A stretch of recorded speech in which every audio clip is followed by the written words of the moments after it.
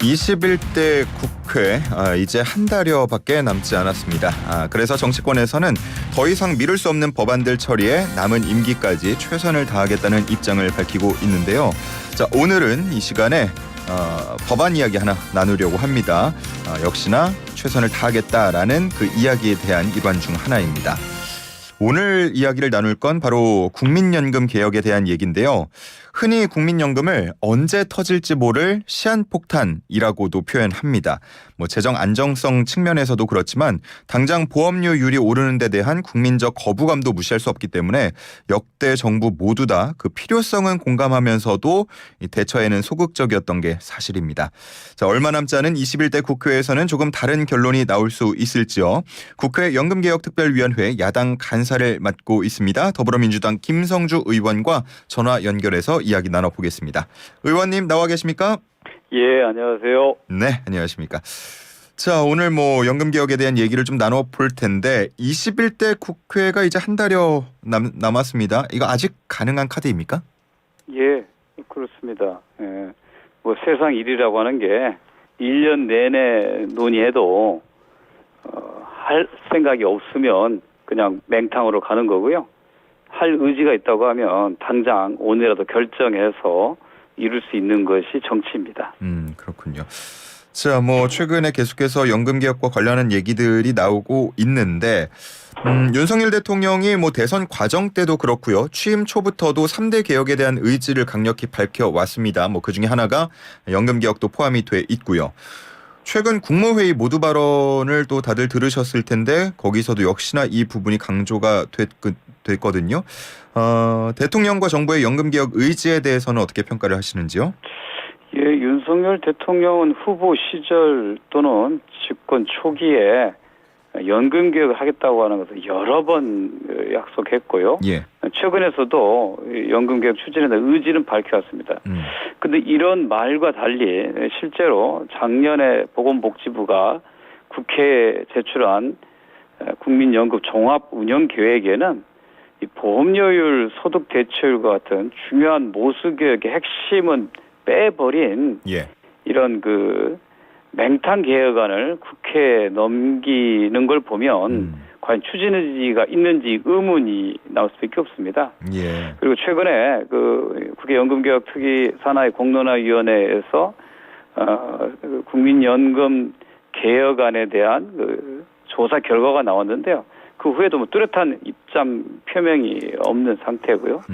더구나 이제 국민의힘은 이 조사 결과를 보고서 이것을 조금 더 내고 더 많이 받는 계약이라고 규정을 한 것을 보면 정부 여당이 국민의 뜻에 따라서 연금개혁을 반드시 이뤄내겠다고 하는 의지가 있는지 의심이 될 수밖에 없는 상황입니다. 예. 대선 당시에는 대통령 직속으로 연금개혁위원회를 설치하겠다라는 공약도 있었는데 그러다 보니까 대통령 정부가 조금 더 적극적으로 나서줬으면 하는 바람, 아쉬움 가지고 계신 거죠? 그렇습니다. 예. 오히려 거꾸로 야당이 나서서 회의를 빨리 하자, 일정을 협의하자, 그리고 반드시 21대 국회 내에 연금개혁을 완수하자 이렇게 나서겠습니까? 이거는 사실은 야당은 이 국민과 미래에 대한 책무감을 갖고 나서는데 정부 여당이 소극적인 태도가 더 문제입니다. 예, 어떻게 보면 연금은 정말 전 국민적 관심을 모으는 사안이기 때문에 최근에 의정 갈등 이슈가 이어지다 보니 이런 상황에서 연금까지 좀 건드릴 수 있을까? 이런 생각이 들기도 하거든요. 어떻습니까? 저희가 이제 이번에 연금개혁 특위를 국회에 구성할 때 제가 세 가지 원칙을 내세웠습니다. 첫 번째, 초당적으로 추진하겠다. 즉 여야가 이해득실을 떠나서 연금개혁을 바라봐야 된다는 거였고요. 두 번째는 정치 일정, 즉 선거와 무관하게 진행하겠다라는 겁니다. 즉 총선이 있다고 해서 중단하지 말고 계속해야 된다는 거고요. 세 번째는 국민과 함께하는 연금개혁이었습니다. 이 세 가지 원칙에 따라서 지금까지 어떻게 보면 야당이 주도해서 연금개혁 특위를 해왔다고 볼 수 있고요. 세 번째, 국민과 함께하는 연금개혁을 위해서 이번에 국민 공론조사위 방식의 결과를 놓고 이제 막바지 여야가 특위를 열어서 합의해내는 그 대결단이 필요한 시기입니다. 예. 자, 이 연금개혁특위가 출범하면서 공론화 방식을 채택을 했고요. 그 결과가 최근에 또 발표가 됐는데 이렇게 연금개혁에 있어서 공론화 방식을 채택한 게 처음이라고 알고 있거든요. 이게 어떤 과정을 거친 거고 어떤 의미인지도 한번 설명을 부탁드리겠습니다. 예, 지금까지 연금개혁은 이제 정부가 주도하고 국회가 입법으로 마무리하는 방식으로 진행되어 왔고요. 예. 지난 두 차례 국민연금 개혁도 이러다 보니 국민의 의견이 반영이 안 되니 현재 우리나라의 국민연금은 노후 보장 수준도 낮고 재정 안정성도 떨어지는 불안한 제도가 되어버린 것입니다. 예. 그래서 이번에는 처음부터 국민들의 뜻은 어디에 있는 것인가 이거를 좀 묻기 위해서 공론 방식이라고 하는 거를 최초로 도입했습니다. 조금 더 설명을 좀 드리면 예. 어떤 분들이 여론조사하고 무슨 차이가 있냐 이렇게 물어봅니다. 예. 여론조사는 그냥 일반적으로 갖고 있는 상식에 따라서 물으면 답변하는 거고요. 공동조사는 그 일반적인 상식을 갖고 있는 국민들한테 일정한 학습과 토론을 거치고 난 다음에 어떤 생각의 변화가 있었는지를 묻는 겁니다. 네, 그래서 공론조사 방식은 좀 더 깊이 있게 고민하고 생각의 변화를 확인하는 이러한 그 민주적인 조사 방식이라고 좀 볼 수 있습니다. 예, 말씀을 하신 것처럼 뭐 시민대표단 분들이 이게 뭐 단순히 여론조사하듯이 한 게 아니라 뭐 굉장히 좀 전문성을 띄었다 이렇게 생각을 하면 되는 건가요? 예, 그렇습니다. 상당히 장기간에 걸친 학습 시간을 거쳤고요. 여러 차례 학습 토론도 했고요. 이 모집된 인원들도 인구 1만 명, 이 인구 1만 명이라고 하는 거 이제 지역 세대 별 또는 성별로 구성에 따라서 그중에서 500명을 상대로 진행했기 때문에 예. 상당히 구체적인 학습과 질문, 토론을 거쳤고 이거를 생방송 토론을 그 유튜브 등으로 진행했기 때문에 그 모든 과정을 전 국민들이 볼 수 있는 그런 방식이라고 볼 수가 있습니다. 예. 자, 뭐 어쨌든 시민대표단의 선택은 더 내고 더 받자라고 알려졌는데요. 이 더 내고 더 받는 게 대체 뭐 얼마를 더 내고 얼만큼을 더 받는다는 건지 감이 잘 안 올 수가 있겠거든요. 예. 좀 자세히 설명 현재 부탁드립니다. 우리나라 국민연금은 보험료율이 9%입니다. 예. 그리고 이제 소득 대체율은 42%고 이거는 40%로 낮아지게 돼 있습니다. 이 두 개의 안이라고 하는 건 이제 소득 보장 강화는 현행 보험료율을 9%에서 13%를 올리고 대신 소득 대체율도 50%를 올리는 겁니다. 예. 재정 안정화는 보험료율은 12%를 올리고 소득 대체율은 40% 낮추는 안입니다. 근데 이 두 가지 안에 대해서 맨 처음에 이 시민 대표단에게 물었더니 첫 번째 조사에서는 소득 보장 안에 36.9%가 찬성했고 재정 안정 방안에 44.8% 찬성했습니다. 즉 더 높았네요. 재정 안정 방안이 더 높았던 거죠. 예. 근데 이게 한 차례 학습을 거치고 난 다음에 이게 역전이 됐고요. 최종적으로 토론을 거치고 난 다음에는 소득 보장 강화론이 한 20%가 늘어난 56%가 됐고요.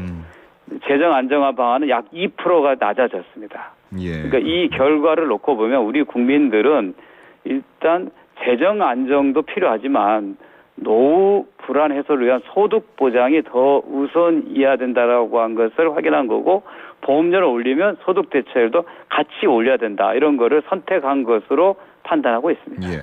그러면 민주당에서는 이런 움직임의 변화를 어떻게 평가하시는지요? 일단 국민들이 그동안에는 이제 이 많은 그 보수적인 매체와 전문가들을 통해서 기금이 몇 년도에 소진되니 보험료를 크게 올려서 다음 세대의 부담을 줄여야 한다. 이런 얘기를 굉장히 반복적으로 들어왔거든요. 예. 그러니까 재정 안정이 중요하다고 생각했는데 막상 이 연금에 대해서 학습하는 과정에서 연금 제도는 국민들의 노후 소득 보장을 위해서 만들어진 복지 제도라고 한 것을 이해하게 됐고 그래서 일단 소득 보장도 강화하고 재정 안정도 기하는 그런 방안을 선택한 것으로 대단히 의미 있는 이번에 결과가 나왔다고 저희는 보고 이 국민의 뜻을 반영한 시민 대표단의 판단을 존중한 연금 개혁안을 만드는 것이 국회의 임무가 되어야 된다고 생각합니다. 예, 의미 있는 선택이었다라고 평가를 해주셨습니다. 자, 그런데 시민대표단의 선택이 그대로 법안으로 이어지는 건 아니죠? 예, 그렇습니다. 예, 저도 이제 맨 처음에 요 안이 나왔을 때 이런 말씀드렸는데요. 이 재정 안정과 소득 안정론을 둘 중에 하나 선택한 양자택일의 문제가 아니다. 이 국민들의 부담과 혜택 사이의 조화, 예. 그다음에 재정 안정과 소득 보장 이 예. 둘의 균형점을 찾는 것이 국회의 역할이라고 말씀드렸고요. 현재 이 안이 56%의 지지를 받았다고 해서 이걸 정답이라고 추정하지는 않을 것입니다. 예. 어떤가 여기서 나타난 국민들의 뜻을 잘 헤아려서 여야가 합의해서 대단히 합리적인 안을 만드는 것이 중요하다고 저희 야당은 판단하고 있습니다. 예. 뭐 여당의 입장도 상당히 중요할 텐데 연금특위 여당 간사 맡고 있는 유경준 의원의 이야기를 들어보면요. 앞서서도 인용을 해주셨습니다만 조금 더 내고 그보다 더 많이 받는 안으로 계약이고 포퓰리즘이다라고 비판을 했습니다. 젊은 세대의 짐을 덜어주자는 개혁 취지 자체와 어긋난다는 목소리도 나오는데 이에 대해서는 어떻게 생각하시는지요? 조금 이제 아쉬운 좀 표현이었는데요. 예. 이것을 계약이라든가 포퓰리즘이라고 이런 용어를 써서는 안 됩니다. 어쨌든 간에 국민들이 진지하게 학습과 토론을 통해서 어떤 판단을 했으면 그 판단이 잘못됐다고 이렇게 이야기하면 안 됩니다. 왜 그렇게 판단했는지를 헤아릴 필요가 있는 것이죠. 그래서 조금 뭐 여당이 그런 표현을 한 것은 저는 조금 조심해야 된다고 생각하고요. 다만 정부 여당은 야당보다 훨씬 더 책임 있는 세력 아닙니까? 예. 그래서 뭐 야당도 이런 결과에 대해서 다수안이 정답이라고 얘기하지 않고 있는데 여당이 다수안이 틀렸다. 또 통계 자체가 뭐 문제가 있다. 충분히 설명하지 않았다. 뭔가 잘못된 포퓰리즘 현혹된 거다. 이렇게 주장하면 국민들을 믿지 못하고 거부하는 것이죠. 그러니까 그런 표현들은 앞으로 하지 않았으면 좋겠다는 판단입니다. 예. 복지부 측에서도 짧은 입장이 나왔는데 정부는 연금특위 논의 과정에서 지속 가능한 연금 개혁이 이루어지도록 할 것이다. 지속 가능한 연금 개혁이 이루어지도록 할 것이다가 아마 핵심인 것 같습니다. 이 시민대표단의 선택대로 진행될 경우에 지속 가능성에 대한 문제는 없겠습니까? 이 지속 가능성의 문제를 단순히 재정적 지속 가능성만 봐서는 안 됩니다. 자, 재정적으로 좋아졌는데 예. 국민들의 노후 소득 보장 수준이 떨어지면 연금 제도 자체를 거부하는 것이죠.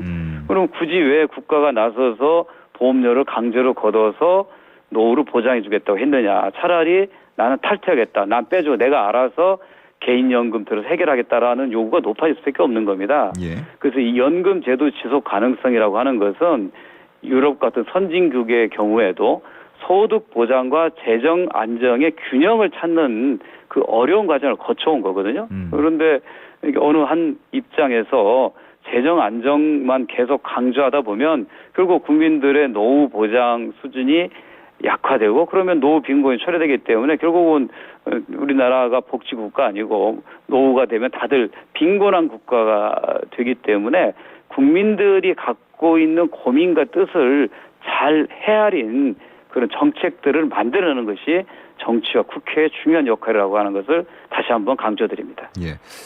한 발 더 나아가기 위해서는 연금특위에서 논의가 더 이루어져야 할 텐데 일정 잡혀 있습니까? 예, 저희가 그 공동조사 결과가 나오자마자 여당 측에 이번 주에 빨리 보고를 받자. 예. 지금 하루라도 지금 급하다. 그리고 다음 주부터 본격적인 논의를 진행하자고 제안했는데 예. 아직까지 유감스럽게도 응답이 없습니다. 만약에 이렇게 응답이 없고 그리고 또 일정이 잘 잡히지 않아서 다음 국회로 넘어가게 된다면 다 원점으로 돌아가는 겁니까? 그렇습니다. 지금까지 2년에 걸쳐서 국내 최고의 연금 전문가들이 모여서 안을 만들고 이해 당사자인 노사의 의견을 수렴해서 국민의 공론조사까지 거쳐서 나온 이 안을 국회가 제대로 논의하고 결론 내지 못하고 다음 국회로 넘긴다는 것은 책무를 제대로 이행하지 않는 것이다. 저는 역사에 죄를 짓는 것이라고 하는 표현도 사용합니다. 절대로 22대 국회로 넘겨서는 안 되고 이번 21대 국회에서 해야 될 일은 반드시 하고 그다음에 기간이 짧아서 하지 못한 일은 이 국회 특위 보고서에 이런 일들은 다음 22대 국회에서 반드시 이루어질 것을 권고하는 그런 내용을 담아야 됩니다. 예. 어쨌든 뭐 절충안이 필요할 것 같은데 혹시 의원님께서 생각하고 있는 절충안이 있습니까?